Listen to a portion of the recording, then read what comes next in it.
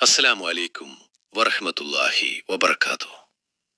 ചില രാത്രികളിൽ നമ്മൾ സ്വയം ചോദിക്കാറില്ലേ, എൻ്റെ ജീവിതത്തിൽ മാത്രം എന്താണ് എല്ലാ വാതിലുകളും അടയുന്നത്? എന്തുകൊണ്ടാണ് ഞാൻ മാത്രം ഇത്രയധികം സഹിക്കേണ്ടി വരുന്നത്?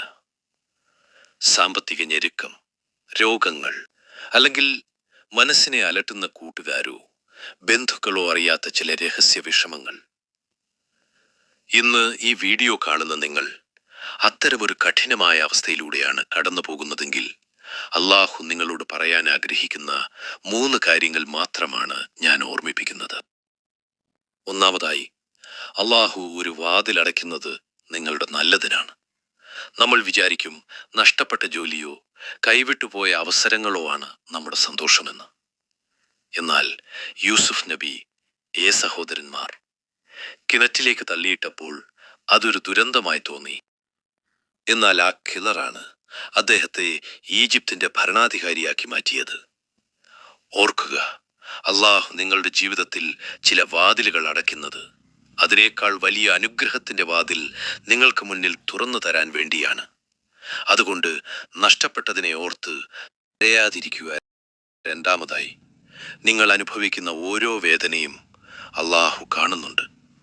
ചുറ്റുമുള്ളവർക്ക് നിങ്ങളുടെ ചിരി മാത്രമേ കാണാൻ കഴിയൂ. എന്നാൽ നിശബ്ദമായ രാത്രികളിൽ നിങ്ങളുടെ കണ്ണുകളിൽ നിന്ന് ഇറ്റുവീഴുന്ന കണ്ണുനീർത്തുള്ളികൾ കാണാൻ പടച്ച തമ്പുരാൻ മാത്രമേ ഉള്ളൂ.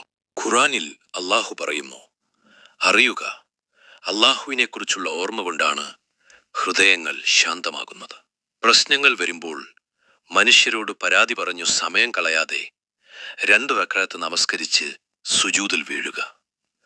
ലോകത്തുള്ള സകല ഡോക്ടർമാർക്കും തരാൻ കഴിയാത്ത വലിയൊരു മനഃശാന്തി ആ നിമിഷം അള്ളാഹു നിങ്ങളുടെ ഹൃദയത്തിലേക്ക് നൽകും. മൂന്നാമതായി, ഈ പരീക്ഷണം ശാശ്വതമല്ല. തീർച്ചയായും ഞെരുക്കത്തിന്റെ കൂടെ എളുപ്പമുണ്ട് എന്ന ഖുർആൻ വാഗ്ദാനം എപ്പോഴും ഓർക്കുക. അയ്യൂബ് നബി പോലെ വർഷങ്ങളോളം കഠിനമായ രോഗവും പ്രയാസങ്ങളും നേരിട്ടാലും ക്ഷമ കൈവിട്ടില്ലെങ്കിൽ അള്ളാഹു പഴയതിനേക്കാൾ ഇരട്ടി അനുഗ്രഹങ്ങൾ നൽകി ആദരിക്കും. നിങ്ങളുടെ ഇന്നത്തെ കണ്ണുനീർ നാളത്തെ നിങ്ങളുടെ വലിയൊരു വിജയത്തിന്റെ തുടക്കമായിരിക്കും. അതുകൊണ്ട് പ്രിയമുള്ളവരെ, പരീക്ഷണങ്ങളിൽ തളരരുത്.